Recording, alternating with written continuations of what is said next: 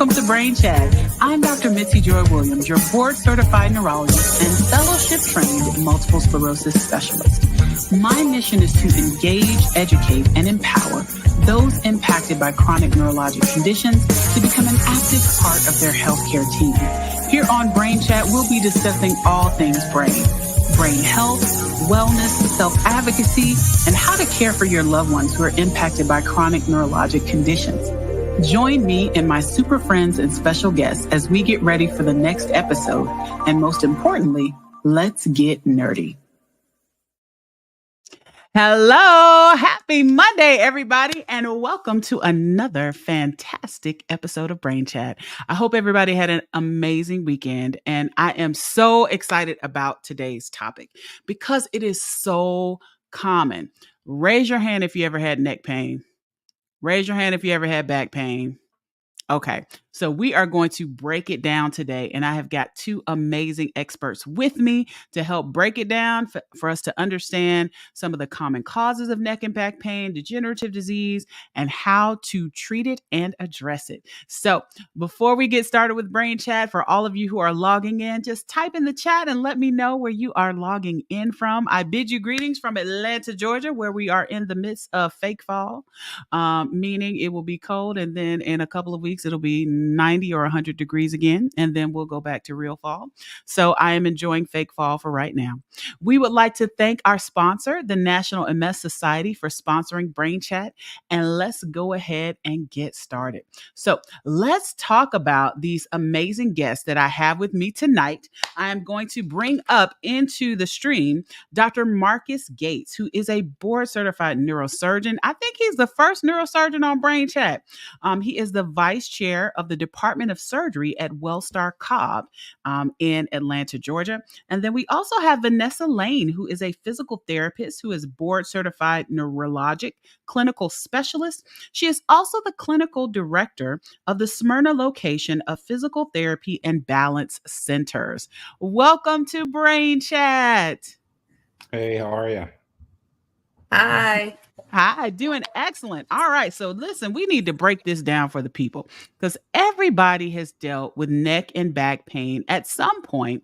But, I think one of the things that's important is to kind of know those warning signs, right? To when you need to go to the doctor. And then to talk about this degenerative disease, which a lot of people have. Kind of when do we get worried? What kind of interventions do we do? How do we treat it, right? And how do we make sure that people can advocate for themselves so that when they're going to the doctor, that they're, to the best of their ability, using the right language and making sure that their questions are getting answered. But before we get into it, I love to have both of you tell us a little bit about yourself and how you got interested in your field. We'll start with you, Dr. Gates. Yeah. So, my mother's a nurse, actually. So the medical profession started, I think, with her. But I didn't think I would go into medicine initially. I wanted to be a computer engineer. That all changed when I got in a car accident the day before my junior year in high school started, and I broke my femur. And not many people could say they got to see their femur. So I did. Oh, And you I broke it. You I saw broke it? it. Yeah, I saw it. Okay. It was an open fracture, and I got treated at Grady, and eventually I said, "Well, this is something unique, special, cool, something I would love to do one day. Fix people, right?" And so that kind of changed my trajectory to medicine. And I knew I always wanted to be a surgeon, but I didn't really narrow in on what type of surgeon until medical school, when I took integrated neurosciences, and it just came so easily. And I fell in love with, all the pathologies and different ways you can help people with very severe conditions. And so then I sought out opportunities with neurosurgery, and I did a research internship at Cedars-Sinai in LA with Dr. Keith Black at that time. And, the rest is history. Amazing. So great mentorship and that interest in the neuroscience. So I will tell you, I wanted to be a neurosurgeon for all of 2 weeks. I read Gifted Hands by Yeah, Dr. Ben Carson. That was the book back in the day. And I'm that's right. telling you, I came out there wanting to separate some conjoined twins. And then I realized that was not the life for me. So I am so grateful that you followed through. I will stay on my neurology side. Okay, But thank you so much, and we'll talk a little bit more in detail about some of the things that you do for these conditions. absolutely. Vanessa, tell us a little bit about yourself and how you got interested in working, as a neurologic clinical specialist and how you wanted to do that extra training as a physical therapist.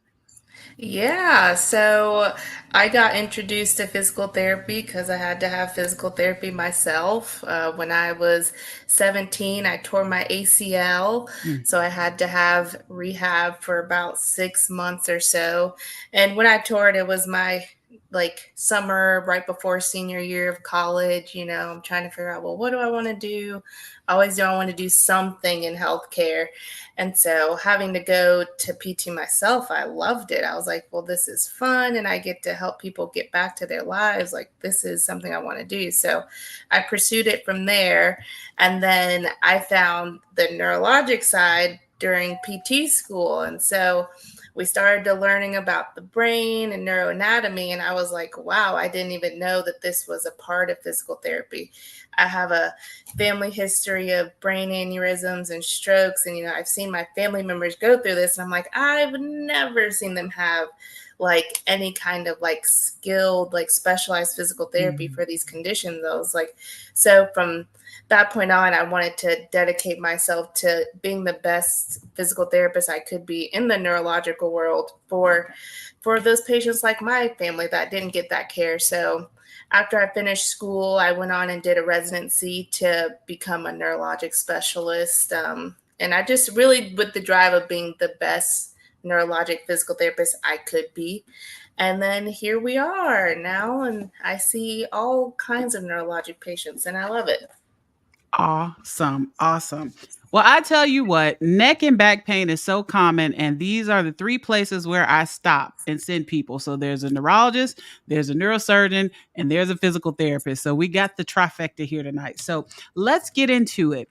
Neck and back pain are super common, right? We know lots of times people wake up and they're like, hey, I got a crick in my neck. I used to say that when I was younger, or I might have did something to my back when I tried to lift my 40-pound child, or my 11-year-old jumped on my back or something like that, or removing boxes.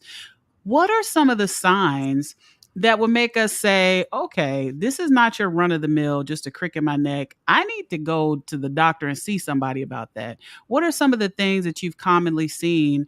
Either of you, we'll start with you, Vanessa, and then we'll go to you, Dr. Gates, where people should be saying, okay, this is not run of the mill.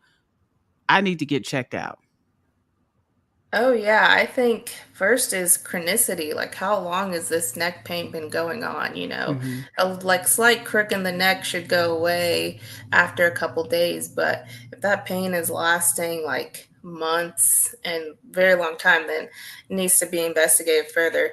But then the next red flag would be anything neurologic. If you're getting numbness or tingling, any burning into the limbs, weakness into the limbs, those are the major red flags. I'm like, please go see a doctor right now, because Hmm. that is not run of the mill pain if it's causing any kind of neurologic symptoms into the limbs.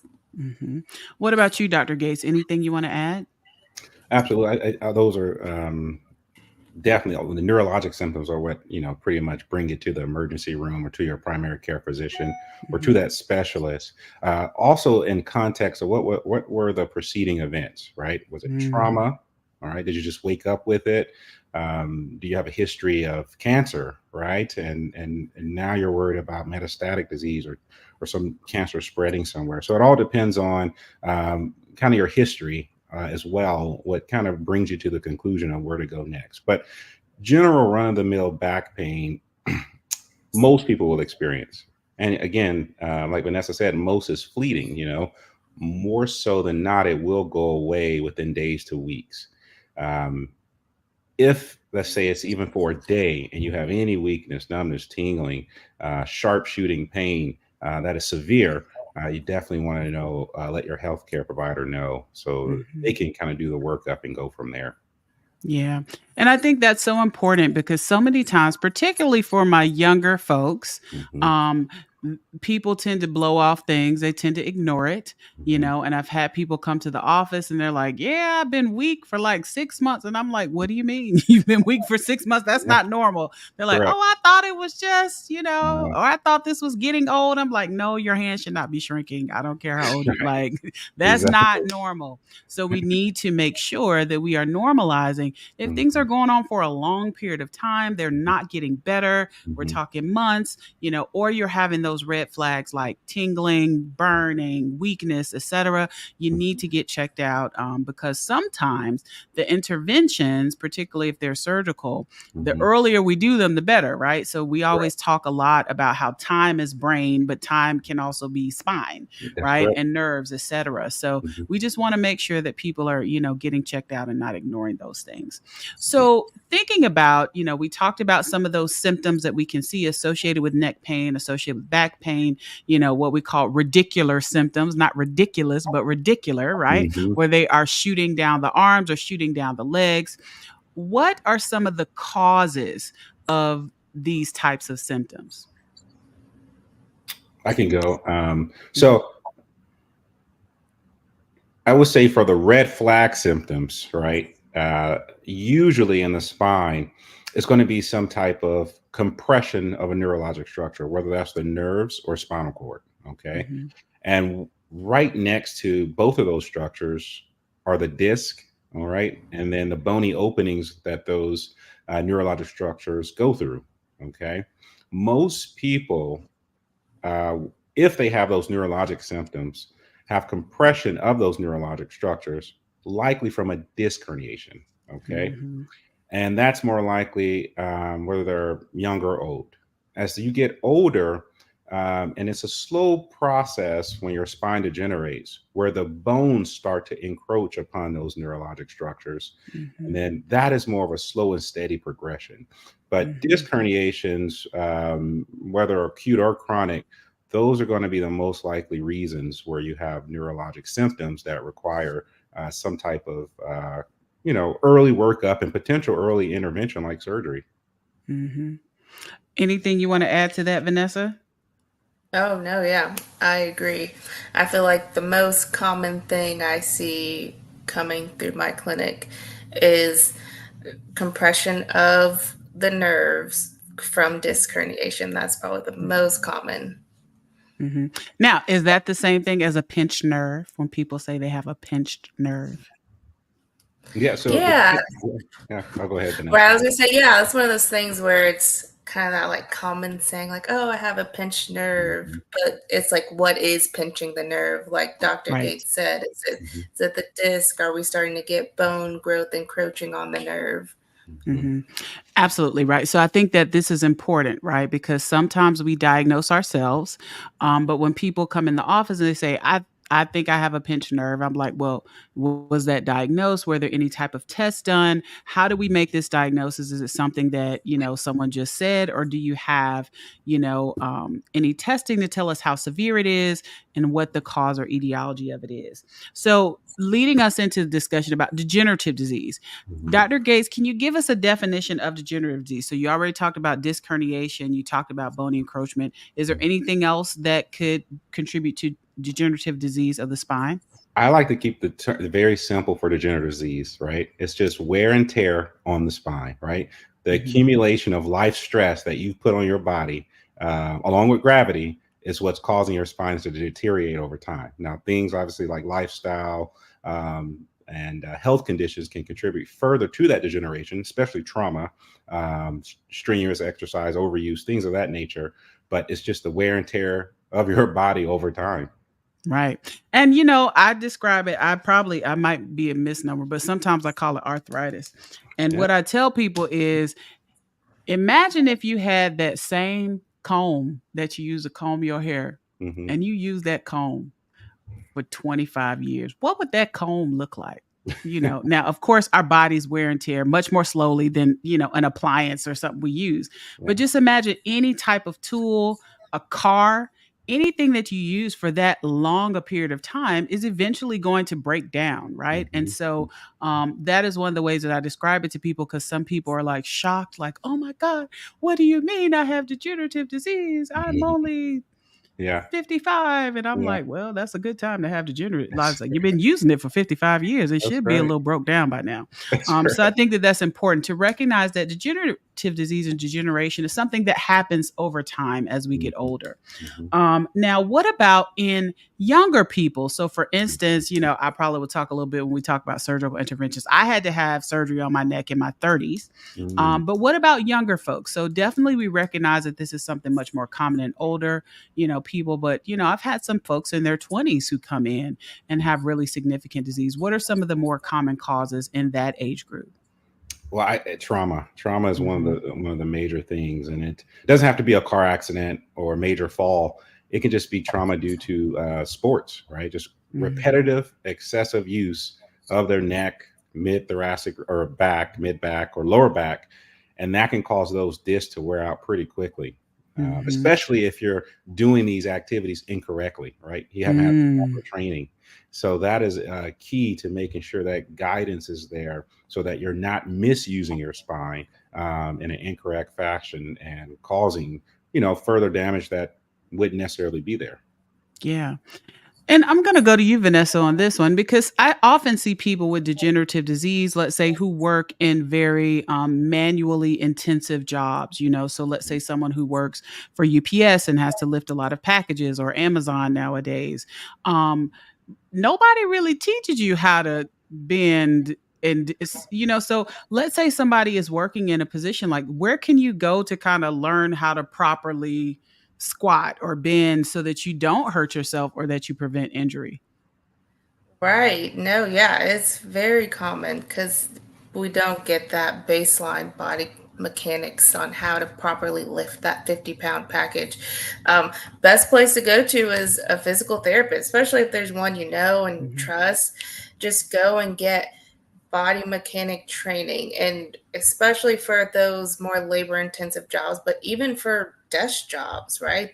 Ergonomics is very important when you're sustaining like long positions for long periods of time, which Mhm. lead to pain, dysfunction, right? Because postures themselves on their own aren't bad, right? Just sitting in a posture isn't bad. It's when you're in that posture for hours plus or all day, that's when they start to become bad. So even if you just said desk, it's good to get proper ergonomic training, and especially if you're going to be doing any hard labor and lifting, see like a licensed therapist who knows body mechanics, can teach you proper lifting techniques, make sure you're safe, and then go out into work. I think I know with a lot of corporate, they probably throw it at them really fast in a quick little video, and it's probably like the downfall of those really labor jobs. But if you can, definitely get to someone who knows movement and body, and it'll save you a lot of pain later on in the future. Mhm. And I think, again, oftentimes we catch people on the back end after they're having problems, but I think it's important to state that even if you are having issues or have had some type of injury, to make sure that you do go through physical therapy. Don't just go home and put some ice on it and, go and kind of learn some of those mechanics to prevent you from re-injuring yourself when you go back to work. So I think that that's really important as well. So, all right, neck, back pain, degenerative disease. How do we diagnose or determine that somebody has degenerative disease? I tell folks, my x-ray vision is not working. My glasses are cute, but I can't really see, So what type of tests do we do to help assess, the severity of degenerative disease, or, what is causing, their neck and back pain? I'll start with you, Dr. Gates. Yeah. So, the first thing I like to start off with is just a history and physical. A Mhm. lot of times that's all you need. Once you rule out those red flag symptoms and you can kind of tie in an event to what caused the symptoms, we may not even proceed to imaging. We may say, hey, you pulled your muscle inappropriately lifting something. You don't have any radiating features into your extremities. You're not weak. it hurts now, it should be better over time. And then, yeah, that's when we refer to like physical therapy. And if it's, really severe, sometimes we send them to pain management as well. Mhm. um, when they have waxing and waning intermittent or something that kind of recurs, or we're more concerned about the mechanism of how they injured their back, first type of imaging modality that we use are x-rays, right? That just gives us a Mhm. broad scope of potentially any major issue that's going on, fractures, bone slipping, instability, things like that.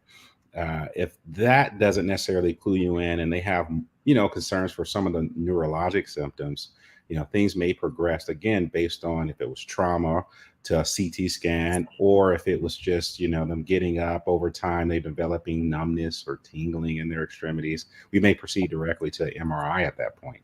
And then Mhm. if patients are going on with 6 weeks of just isolated back pain, nothing's happening, helping physical therapy, pain management, rest, time. A lot of times we go straight to MRI in that situation too. Mhm. So, Vanessa, I'm going to go to you because a lot of times when I have people come in the office, so, okay, I'm a neurologist. X rays don't do anything for me. So, I'm not a surgeon. So, I'm not likely to order an X ray. But sometimes when I want to order that MRI, they will say, Dr. Williams, this person has to complete 6 weeks of physical therapy before we will consider this MRI that you want to order because your X ray vision is not working. So, Vanessa, tell us a little bit about kind of what you do in those assessments where somebody comes to you, let's say with just back pain. We don't necessarily, we suspect it's a pulled muscle or what have you. What are some of the things that you go through with them? And then when is the point where you say, all right, you got to go back and, see the neurologist or the surgeon to get some more tests because this ain't it. This is not improving what you got going on. Right, right. I get those cases very commonly where they're like, "Oh, 6 weeks." I'm like, "All right, well, let's do it." But of course, like Dr. Gay says, starting with history. How did we get here? How did you hurt yourself? How long has it been going on? What symptoms are you having? And then from there, if they're like, "Yeah, I've been through this, but I saw the doctor and I need to do therapy till to get imaging," and then at that point I say, "Okay, well." Let's do it. Let's give it a good try. We should start to see positive changes in 4 weeks. Am I going to get you completely better in 4 weeks? No, because our bodies are fast to break down, but they're very slow to rebuild back up. So, but in 4 weeks, you should at least see positive change. We should see some progress. That point on, right? Then we'll start doing it into 6 weeks, 8 weeks, starting to feel better. If you're feeling better, then we can call the neurologist, say, "Hey, we're doing great. We think it was just a pulled muscle." They're able to lift what they need to lift or get back. Maybe we can forego the MRI. Or, right, the reverse, we get to that 6 to 8 week mark and we're seeing no change. Nothing's helping. It's like, okay, we need further intervention. We need more help. You need that MRI. Go back to see your providers because, right, something else is going on that we can't control. I like to always tell my patients, I say, if I can change the symptoms somehow, if I can provoke it or if I can reduce it in the session, either with my hands, with exercise or something, then I can treat it. If I can't provoke or change or reduce the symptoms at all with my interventions, then something more is going on and we need more help. Hmm. I like that. I Yeah, like that rule of that's a thumb. good point. Yeah, if I Yeah, can that's a go piggyback on ahead. that again with that physical exam is key. If Hmm. you can't touch, if well, I'll say this: if you can touch their pain and it just elicits severe symptoms, it's close to the skin. What are things close to the skin? The muscles and the Hmm. covering of the muscles, the fascia, which is just a tissue band that binds the muscle fibers together. If people have inflammation of those structures, you can almost eliminate the need for further, testing. Hmm. But again, these symptoms can cause referred pain, and if you can't differentiate it from just being something superficial or close to the surface of the skin versus something deep, that's when you start to dive deeper into the imaging tree. Hmm. I love that. And I think, the key point is making sure that we take a detailed history in physical and talking to people. We also talk a lot on Brain Chat about the responsibility as a patient. So for those who are having these symptoms, it's important, when you're going to the doctor, when you're going to see the surgeon, going to see the physical therapist, that you kind of think about what's going on. Try to see how you can describe it. Is it sharp? Is it dull? Is it aching? Is it like electric? Is it burning? Is it tingling? Are there things that you can do physically that make it better or worse, like certain positions? Or is there a place you can touch, that will reproduce the pain? Because all of those things help us to better understand, avoid unnecessary tests if we don't have to do them, because everything has a cost, right? And to make sure that we're sending you in the right direction. One of the things that can be most frustrating to me as a neurologist, when somebody comes in and they're like, I got pain. I'm like, well, where is it? Mm. Okay, but what does it feel like? I hadn't really thought about it. I'm Right. like, was it everywhere? Does it go and come? So these are things, if you're in, and we recognize it's difficult when you're in pain, to fully characterize, but try to think about some of those things, because it really helps us to figure out what is the best mode of treatment, and kind of what are the next steps, in assessing and treating the issues that you have. Mm-hmm. All right, so we talked a little bit about that. Now let's delve a little bit deeper into treatment. And I'll start from what I call least invasive to most invasive. All right, so if we're starting at least invasive, I'll start with you, Vanessa. What is the role of like lifestyle modification in helping with, neck and back pain? For some people that come and see me, certainly they have a little bit of degenerative disease, but they might have a whole lot of stress, and they are holding that neck and shoulder so tight that on top of that little bit of degenerative disease, that stress, that chronic tension that they're holding in their neck and shoulders is causing big trouble. So what are some of the maybe lifestyle modification or things that we can think about that can also help decrease pain that people may have in their neck and in their back? Oh, yes. Stress management is huge. It's even like for pain and like neurologic conditions. I'm always talking to my patients about stress and reducing their stress, but exercise. So reduce your stress in various ways you can do that. You can see a stress management specialist, or you can just exercise, meditate, things like that. Exercise in general, we know, is going to be healthy for everything. So exercising, and then kind of looking at those postures, right? It kind of goes back to exercise. So if you have that desk job, I tell my patients all the time, I'm like, give yourself little breaks, give yourself exercise snacks. So if you're sitting, set a Exercise time, snack. I like that. yes, during the day. So if you're sitting for an hour, I want you up at that hour. You're gonna walk around, do some laps, do your home exercises. Like I'll give people a little handful of 4 that they can do, right, to break up the monotony of being on the computer, right? And then also that might decrease their stress too. So I think when it comes to those chronic degenerative like neck and back issues that I see most common is trying to break up that sitting, like get up, move, even if it's just for a little bit at a time. Like if you're not able to go and do a straight hour of exercise, just get out of this like hunched like over posture. That's like the biggest lifestyle change, and usually the hardest lifestyle change, trying to get my patients to get out of that chair, break up that hunched posture.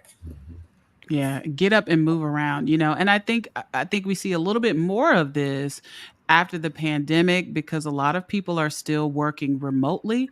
So not only are they sedentary, but they in the house. So, in the house, you can put everything right where you got your little cup right here, you got your TV right here. And Mm-hmm. so in some cases, there's no reason for you to get up unless you got to use the bathroom.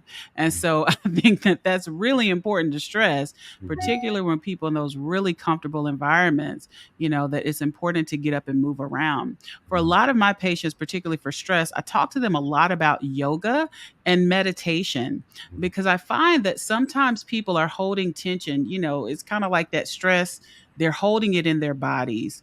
And a lot of times they don't even know what it feels like to relax. And so when you begin to incorporate practices like meditation and yoga, you kind of know what it's like for your body to feel relaxed. So when you start to tense up, which can exacerbate other chronic issues like degenerative disease, you can at least be aware of it. But some people don't even know what it feels like to be relaxed. And you'd be amazed at the places people tell me they hold tension. They're like, I don't know why I'm squeezing my butt. And I'm like, I don't either. But we probably need to work on that. That might be affecting your back, right? So people hold their tension, and stress in all different types of areas of the body, and that can certainly exacerbate issues. So then let's talk about, okay, so lifestyle modification, we're trying to decrease the stress or try to deal with it. We're trying to exercise a little bit on our own. Tell us about the role, Vanessa, of, let's say, physical therapy and occupational therapy in treating these conditions. Oh, yeah, absolutely. I feel like physical therapy is going to be your best thing, especially early. If it's really early, like it's just starting, there's no red flags, like get into physical therapy. Don't wait. Don't put it off. Don't say, oh, it's just a little bit of pain. It's fine. And the next thing you know, we're 3 years later, and that little bit of pain has turned into something huge, right? Mm. So get into therapy. One, we treat like the pain and dysfunction that you're having right then, and then help to prevent it from coming back later on. Are we going to 100% prevent it? No. Are we going to 100% fix it? No. But can we get a solid 80%? Yeah. Could we get it to where you forget that you even had pain for a good period? Absolutely. So I think that's the one thing I always stress to everyone. Don't put it off. Like, even if your first step is just going to a PT and saying, hey, I have some pain going on, what should I do next? And then we go from there. Just don't put it off. Get into therapy. We can start preventing some really lifelong issues later on. Yeah, and I think again that's so key. And one of the things that I tell my folks about physical therapy is that one of the goals is always for them to give you exercises for you to go home and do, right? So Yes. I always say there's a part you play and there's a part the doctor, the therapist, medicine plays, and no medicine intervention procedure gets rid of the part you play in your own health. So ultimately, you can go to those sessions all you want, but if you're not doing the work at home, you're going to be right back where you started. And so I think that that's another key point, is to make sure that people are continuing to do the work to kind of keep themselves out of trouble and hopefully not have those symptoms flare up again. So, okay, lifestyle modification, PT, those things are all important. But let's talk about medication, because sometimes if you put your back out, you need some medication, right? And there's nothing wrong with taking medication if we need it. Ultimately, we would like for people to take as little medication as possible and see if there are other ways we can ameliorate their symptoms. But certainly, medication can help if you have a pulled muscle. So, tell us a little bit about some of the medications that can be used, Dr. Gates, to help if someone has, acute neck pain or acute back pain. Yeah, we always want to start with over the counter medications, right? And so, sometimes even before we get there, we may suggest using heat or ice. Mm-hmm. Ice is much better for acute symptoms, in that 6 week mark. Once it starts to be more chronic, heat is a little usually better. Those muscles are tense, they start to spasm, heat tends to loosen things up, brings blood flow to the area.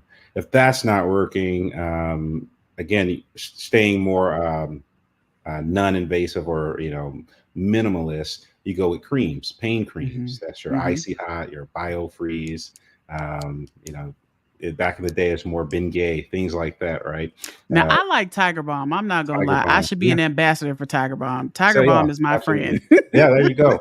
So yeah, Listen, absolutely. And Tiger what Balm will put me right where I need to be. You can get it on Amazon. So, again, a lot of it is finding that thing that works for you. So I always say exactly, every patient is like Kentucky Fried Chicken. They all have their own secret recipe, that's right? right. So everybody's got their own secret recipe. So, Yep. our job is to kind of give you some of those options, and then you Mhm. have to play around with it a little bit, so to Yeah. speak. So, we got over the counter is where Yeah. we start. Then you said creams. Where do we go from there? Yeah, but yeah, reiterating what you say, yeah, you're just trying to find your regimen, right? Mm-hmm. It may be a combination of heat, ice, ice creams is the you know. and um, and then you start to go to like your NSAIDs, your non-steroidal anti-inflammatory agents. That's your ibuprofens, aspirins, Motrins. You know, some people still use goody powders. You know, so Hey, are it does those what it needs to do when it does it. exactly. And so that, along with Tylenol also could provide some relief.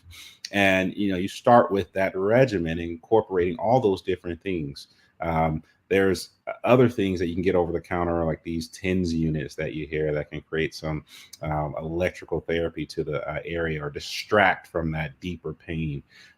But sometimes that doesn't work, and you have to get a Mhm. little stronger. And usually at that time, I'm trying to refer to some pain specialist to help out, Mhm. because usually when it comes to going higher or deeper with the pain tree, they're the next step is to try to diagnose where that pain is coming from, and that's more Mhm. invasive. And you're starting to get to injections then. Mhm.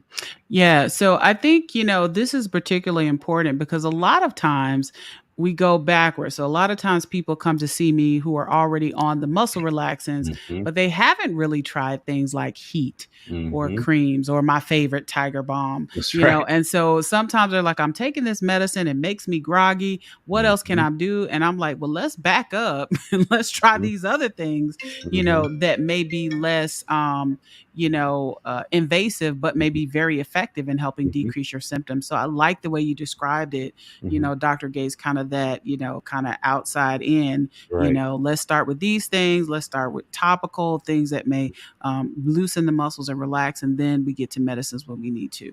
So Hmm. let's talk about procedures. So I'm a big procedure fan. Hmm. I prefer procedures over medications if possible, just Hmm. because I see a lot of people with what we call polypharmacy. They're on all these medications. And Hmm. sometimes, depending on who they've seen, because a lot of times they'll see their primary care doctor, then Hmm. they'll see somebody else. And Hmm. people may try different medications. They may try one dose, feel like it didn't work, but they maybe didn't give it a good try, et cetera, et cetera. So I am a little bit more of a fan of procedural interventions. What are some of the procedures that can be done to help with degenerative disease outside of surgery? Absolutely. So, we work with pain specialists pretty intimately, because a lot of people see the pain specialist as a means to end all their pain. And Mm, it's rare that happens. A lot of times, the treatment is a band aid, but more importantly, it's a diagnostic approach to try to figure out where pain or localized pain, right? So if the mhm, pains are coming from the arthritic joints, right? Uh, Pain specialists can take a medication or a certain type of procedure to try to burn the nerves to those joints, desensitize them, and see if that helps their pain. And if mhm, it does, now we have a target. Now we have a potential cause, right? And it may not be that simple. It may be the joints, and there's some nerve compression going on, and there's some mhm, muscle inflammation. So then you start to go into percentages of how these injections are working. Did it decrease your mhm, pain by 20, 30, 40%? And then we're starting to assign which area of the body is contributing the most to those pain symptoms, right? And mhm, that's how you're starting to develop a treatment algorithm of how to attack it, right? So injections are critical into numbing certain areas, whether it's the nerve roots or the joints or the muscles, and kind of figuring out which area responds most to that medication. Because the combination of medication is usually some numbing agent like lidocaine and a mhm, steroid. So the lidocaine is going to work almost immediately, right? And mhm, then the steroid works over the next couple of weeks. So some patients may not get the immediate benefit, but then within 2 weeks, they get the benefit, and it can last months. Some mhm, people may only get the initial lidocaine benefit and not get the steroid benefit. But we look at a positive result as any type of benefit within so many hours or days or weeks, right? Some people will mhm. say, I got an injection, it didn't help at all. Mhm. I hear that all the time. And really, it did help. It helped for 24 hours, but they won't, it was not enough because they were looking for it to fix their symptoms completely. Yeah. So it's really trying to figure out how those injections, those more invasive procedures, can help diagnose and target an area for either potential surgery in the future, or just for continued therapy down the road, outpatient, with physical therapists. Yeah. I want to circle back to something that you said and something that you touched on earlier, Vanessa. Expectations. So I think that this is really important because oftentimes people are looking for this magic wand that will make all of their pain go Mhm, away. And a great bit of the time that's not feasible or not realistic, right? mhm. Unless it's something just really targeted, like there's something pressing on something and we could just take it out, right? Yep. Most of the time, people will have some, symptoms or issues left over. So let's talk a little bit about how you set up those expectations, for what success looks like. And I'll start with you, Vanessa. Oh, yeah. I always start with like one, especially if it's somebody who come to me, oh, I've had neck pain for 10 years. I'm like, okay, I'm not going to erase 10 years of, well, first of all, I'm not going to erase any damage, right? Especially degenerative changes. It's there. Yeah. The changes are there. I cannot physically take away the degenerative changes. But can we manage your symptoms and make you better? Yes. Can we help you feel better? Yes. And I always tell people that, like, right, like, I can't change the surface of your bones, right, of any kind of arthritis, right? I physically can't, but we can improve your strength. We can help you get out of that chair better. I can help you reach up over your head better or turn your head better, whatever it is. And then always give them that like expectation, like, okay, there's always a possibility, right, that you could still have some symptoms, right? Or you can have a small flare up, right? But you're going to learn what to do to Mhm. help address it, right? Because it's not a magical fix. It's not going to go away. I wish it was, but I just can't. So yeah, I usually try to lead with that up front. And most patients are pretty realistic. Like, yeah, I've been dealing with a long time, but I definitely get those patients who I'm like, oh, I just want you to just fix me, or like, do something and put your hands on me and just make it go away. And I'm like, well, I wish, but it's not how it works. I'm sorry. Yeah. And what about you, Dr. Gates? How do you set those expectations when folks come to see you for what success looks like? I always ask patients, if we can take your pain down by this percent, would you be happy? Or what percent reduction in your symptoms would you be happy with? Obviously, we're always shooting for 100, right? That's Mhm. the goal. That's the gold standard. But if we can reduce your pain by 40%, 50%, or we say if we could take away your leg pain, because a lot of people present with leg and back pain. Once they're starting to see a surgeon, we're trying to take away that neurologic radiating pain down the leg. So we said we Mhm. could get rid of your leg and glute pain, and you just have maybe a little back pain left over. Would you consider that successful? Mhm. And you see the wheels start turning. I'm thinking about it, but yeah, I would probably walk a little better. Maybe the leg pain is causing me to walk abnormally and stress my back abnormally. So maybe when the leg pain is resolved, I'll resume a more normal gait, and my back pain will go away. An indirect effect of surgery or a type of intervention. But it's trying to kind of gauge where their mindset is of what their expectations are and what realistic expectations are. Again, it all depends on the condition that they present. Yeah. And I think that setting those expectations is so important because I definitely get folks, as you said, Vanessa, who are like, now the neurologist is now, I've seen this person, I've seen that person, and they told me, Dr. Mitzi, when I came to you, that you were going to have the answer. And I'm Mhm. like, well, no pressure here, right?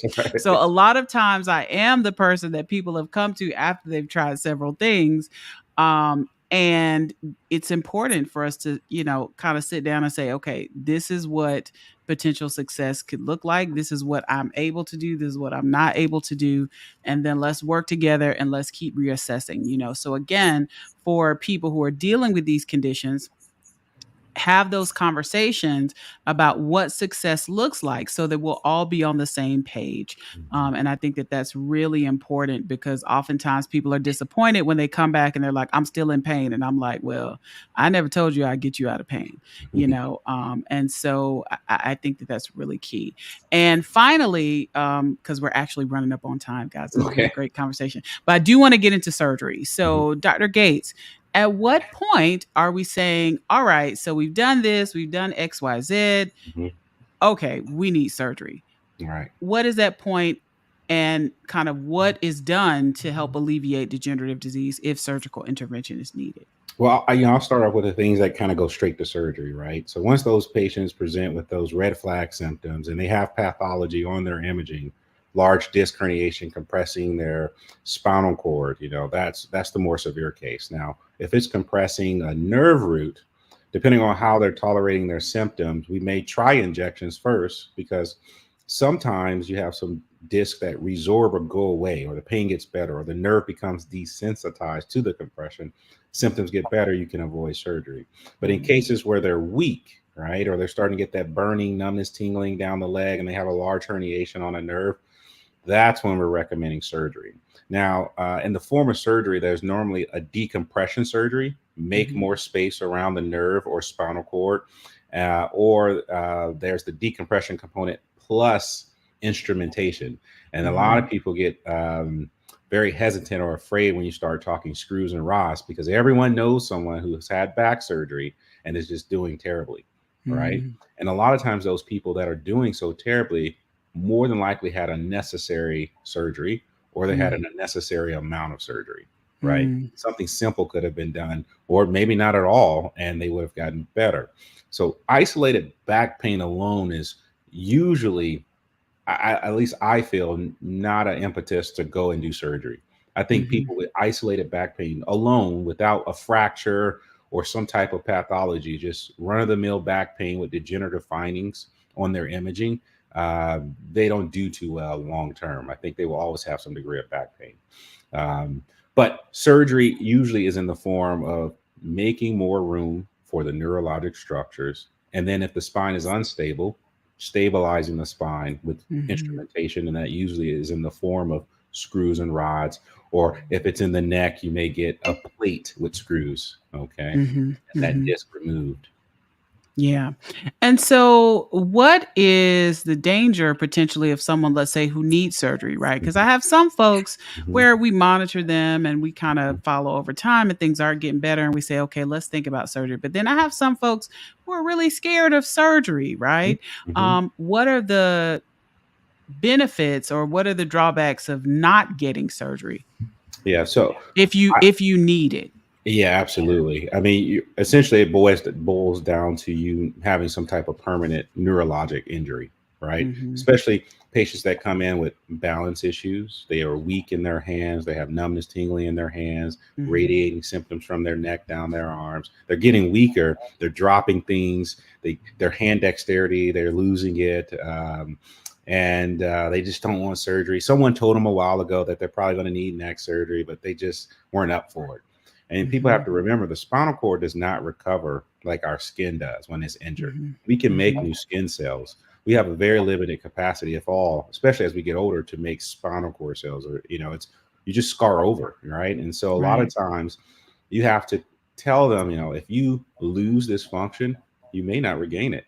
Okay. Right. And some people, even after surgery, they may still worsen just due to the inherent damage done to the spinal cord for that long period of time.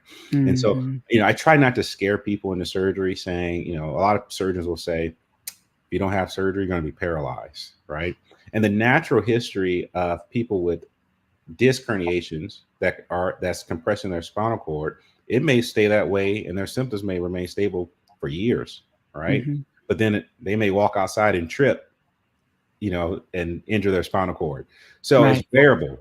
So I always say, if you're starting to have symptoms, you're starting to progress in these neurologic symptoms, we need to think about surgery, especially if you have severe findings on your imaging, right? Yeah. Or else you may have irreparable or irreparable damage done that no one can fix. Yeah. And I had to have a fusion in my neck when I was in my 30s. I actually was was my first job as an attending in the hospital. And I was walking around the hospital with my medical students rounding on patients. And I started getting what we call their meat signs. So it's a common symptom we see with multiple sclerosis where people get an electric sensation if they flex their neck. And so I'm walking and talking to the students. And every time I flex my neck, I feel like I stuck my finger in a socket. And so as a neurologist, I'm like, okay, this is not okay. And so finally went to see one of my colleagues and we got an MRI and I had complete compression of my spinal cord. Like it was all the way Oh, to the yeah. bone. The disc was sticking out at Wow. C4 Yeah. 5. And so, I wound up having surgery. One of my colleagues that I did residency training with did my surgery. Mhm. Amazing surgeon. And, I live to tell the tale. So I always tell my patients, Yeah. yes, it can be frightening. But, I had weakness in my arms. My arms were going numb every time I moved in certain positions. And so, for me, it was the best solution. And I've done very well since then. So Mhm. again, it's all about sitting down with the medical professionals in front of you, figuring out what that right regimen is for you. But if you need a surgical intervention, know that there are amazing, skilled people who know what they're doing, Mhm. who will hopefully be able to alleviate some of those symptoms and prevent long-term damage. So for the most part, I'm pretty normal. Well, my husband wouldn't say I'm normal, but for the most part, I'm pretty normal if you ask me. So all of that to say, don't be afraid, of, interventions if those need to be done or if those are suggested. Mhm. With that being said, thank you all so much for this amazing episode. It's been so informative, and I know that people will get so much out of it. Here on Brain Chat, we are all about patient advocacy, we are all about education, and we are all about doing your part. And making sure that you are an active part of your healthcare team. So, thank you, Dr. Gates, and thank you, Vanessa, for coming on Brain Chat. Thank you to the MS Society for sponsoring Brain Chat, and we will see you all again in 2 weeks.